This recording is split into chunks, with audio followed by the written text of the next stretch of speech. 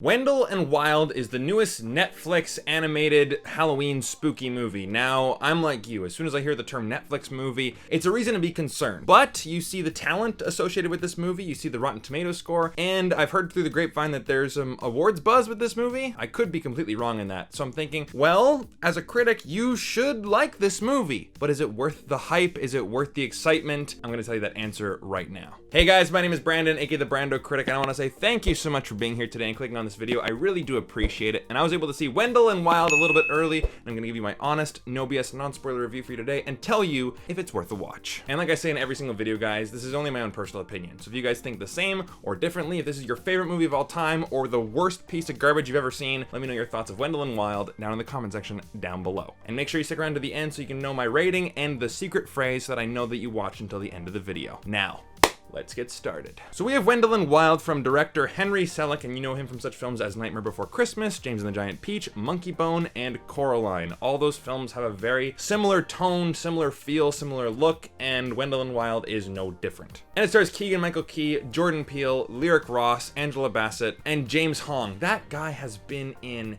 everything. But is the movie worth a watch? Well, the movie has many elements, and I mean many elements in it that would be worthy of a recommendation and worthy of watching in your free time. However, this is where I'm probably gonna be in the minority with this one, but I believe that the core of this movie is a bit muddled. So what do I mean by the core of the movie? The core of the movie to me, and I've used like the cake analogy, the 3 layers of cake, the characters, the story, and the emotion, or the message of the movie. That is at the core of the movie, and the action, the comedy, the filmmaking aspects like the direction, the production design, the editing, the music, the cinematography, all that stuff is basically just bonus. Whereas to me, the core of the movie is what really matters. You can watch a movie with just action or just comedy, but it is like eating icing and not the actual cake itself. The actual cake of this movie, I feel like, hasn't really been fully baked yet. Now, getting into the good moments of the movie first, this movie just looks beautiful. It's a beautifully animated film. And like I said earlier, it looks like all of his previous films, Nightmare Before Christmas, Monkey Bone,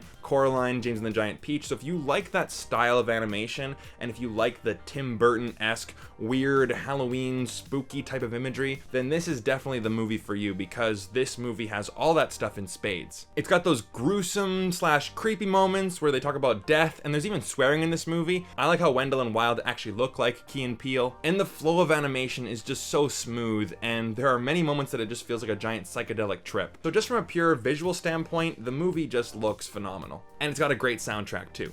Any movie that has living colors, the cult of personality in it, gets a thumbs up from me, at least in the soundtrack department. But unfortunately speaking, I feel like the core of this movie is muddled. Now, what do I mean by that? This movie has poor pacing. It's unfocused, it lacks clarity, and it also lacks urgency. So let's talk about our main character, Kat, because I do have a point to all of this. Because she is a very rebellious, angsty teenager because she actually feels responsible for something that was tragic that happened to her in her childhood. She even has lines like, "I don't do friends. Bad things happen to people I'm close to." And unfortunately, because of this, she is mean to literally everyone who crosses her path. Now, I understand what they're trying to do. They're trying to say that, yes, when something bad happens to someone in their childhood and they feel responsible for it, they feel like they have to be mean, they're gonna try to, push people away. But it is kind of mean-spirited, and it almost makes her unlikable because you're seeing all these characters be nice to her, and yet she's being completely dismissive of them. So yes, I understand why she acts like this, but you're also looking at her and going, these people are being nothing but nice to you, and it's kind of annoying. But with her character, I love the message about owning your memories and forgiving yourself and learning that you're in control of your life, not the pain and the trauma that you've suffered. So I love her message and I love her character arc. However, that one scene where we understand her character arc is only that, it's one scene. Because the rest of the movie focuses on this conspiracy with these wealthy private prison owners who want to destroy this small town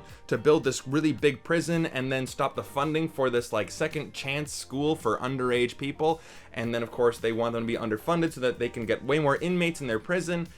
And I'm thinking to myself, okay, this feels like something that is completely different than our actual story. It feels convoluted, it feels complicated, way too complicated for a movie like this, generally targeted towards teens or tweens, I guess. And it's just not that interesting. I'm way more invested in Kat's story, our main character's story, as opposed to all of this filler. It feels like filler, but it's the forefront of the movie. And then of course we have Wendell and Wild, these two demon characters played by Key and Peele. And I gotta be honest guys, it takes a long time to figure out the basic questions that I have with these characters, like who are they? What do they do?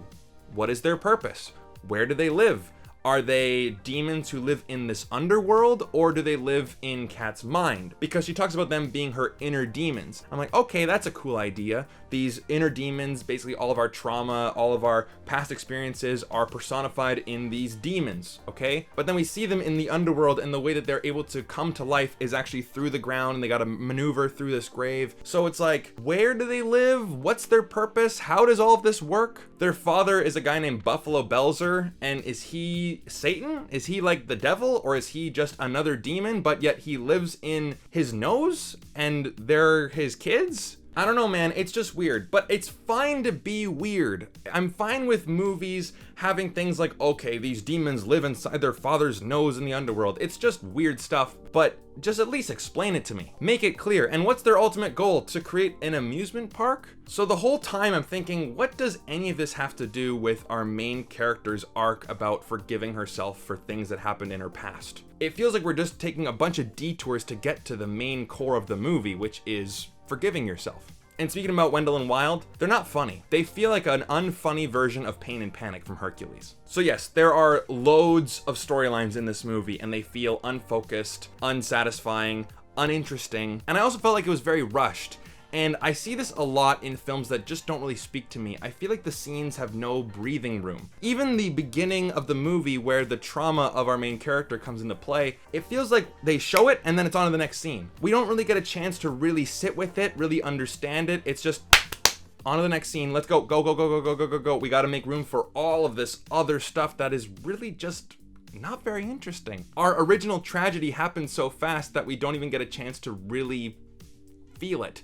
The meat of this movie is not cooked long enough. The cake of this movie feels half-baked. And also guys, if you made it this far, hit the like button. It helps out a lot. It helps this video reach more people, so thank you so much. But there's a perfect example of how I feel about this film in this film. There's one character whose personality revolves around one thing, wanting one certain thing. This character gets that certain thing, the thing that they've wanted more than anything else in the world. Their reaction to getting it is just, it's so minimal. And that is how I feel about this movie. I'm looking at a beautiful film on screen, but I'm feeling nothing. So that's what this is. So for an overall rating, unfortunately, I'm gonna give this movie a 2 out of 5. I'm gonna say that it's just okay. I feel like this movie has a good story in it, but it's just lost in a bunch of convoluted, complicated storylines that don't really serve our main storyline, and characters that are not necessarily explained how they work, what they do, what their purpose is. Again, it just doesn't feel very cohesive. It feels very muddled, unfortunately. But those are my thoughts on Wendell and Wild. Let me know your thoughts down in the comment section down below. And for the secret phrase to let me know that you've made it this far is, I'm dressing up as Austin Powers for Halloween. Even if you're not doing that, let me know that down in the comment section down below so that I know you've made it this far. And I also want to plug in my Patreon. We just did our movie night for The Fog last Monday, which was an absolute blast. And we're going to be watching, I believe, Manhunter and Red Dragon next month. So if you guys want to join that, then join Patreon. Link is down below in the description. Okay guys, that's enough for me. Wendell and Wild on Netflix. I thought it was okay. Let me know your thoughts down in the comment section down below, and I'll see you guys next time. Take care.